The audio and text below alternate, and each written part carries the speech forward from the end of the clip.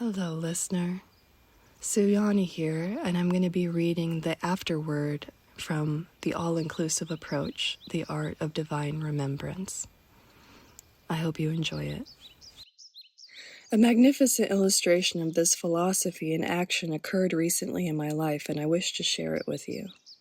This story is my final testimonial about the power of inclusivity, a concept that has shaped every word of this book. After 4 years of writing, rewriting, revisiting, revising, and completing countless editorial passes, I am not the same person I was when I began this journey.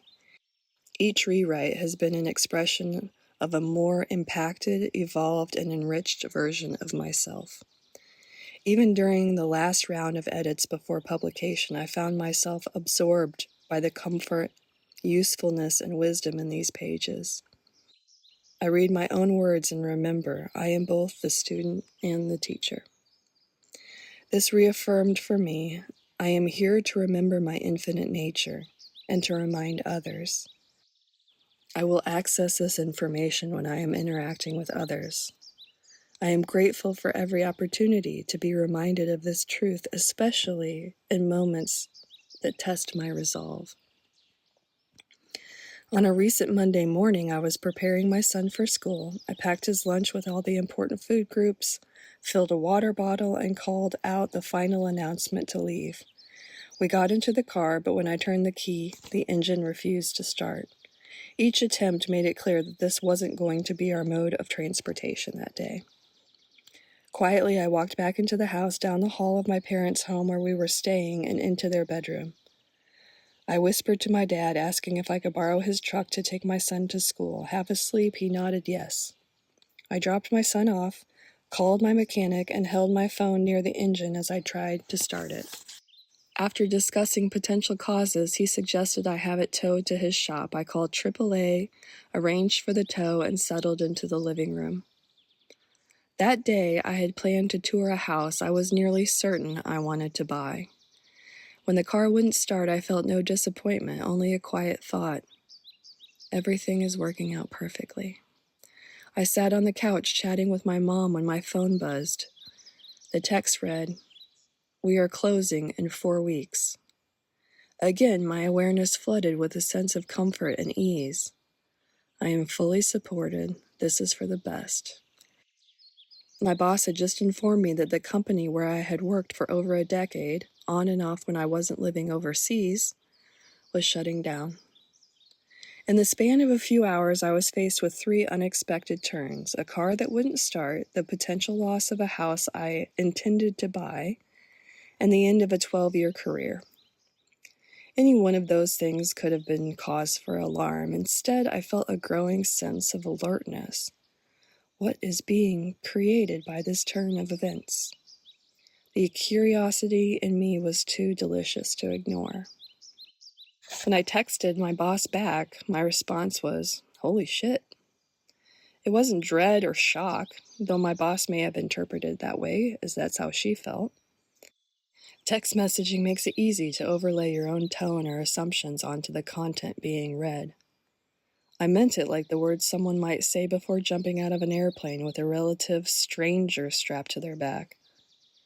My response was full of excitement and wonder, along with the hope that my trust hadn't been misplaced or ill-advised.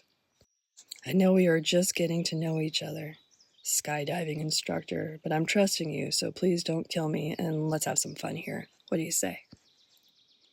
In this moment, I felt the companion strapped to my back was my higher self, who just cracked a joke about forgetting to check the parachute, then winked with a small chuckle to herself before hurling us out the door to free fall through space. Well, I can't go back. This way's fine. I chose to do this, right? Let's see what happens next.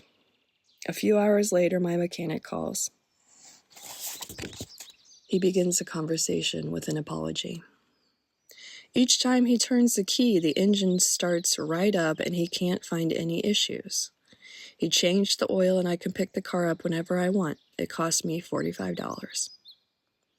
Meanwhile, I call my realtor to schedule another appointment to view the house. She informs me the seller has already accepted another bid earlier that day for more than the asking price.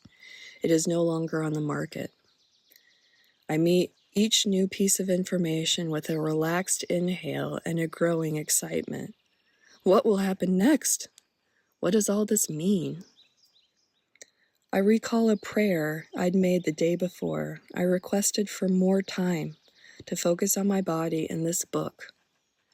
Work and responsibilities had consumed my schedule, and I'd asked for a solution.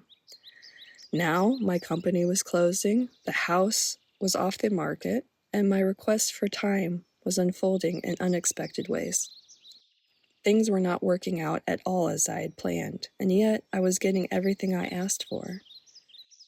That night, as I lay in bed, I reflected on the gratitude I felt for embracing the inclusive approach I've written about here. This way of being has become my natural response, not as a means to an end, but as a sincere way of participating in my life. Of course, I still experience sadness, frustration, and fear. Even while editing this book, I was feeling those things. There were moments I felt terrified to finish it, afraid to expose both the book and myself to the world. Yet I engaged with those feelings as I had with everything else. I thought to myself, well, I can't go back. This way's fine. I chose this anyway, right? Let's see what happens next. This book has been my map to everything. Refining it for you has been my passion and driving force. The growth I've experienced in the process is my gift to consciousness. And now my heart overflows with gratitude. Who do I thank first? You? Me? God? I? One? Yes. With eternal love and appreciation, I'm Suyana, and thank you for taking this journey with me.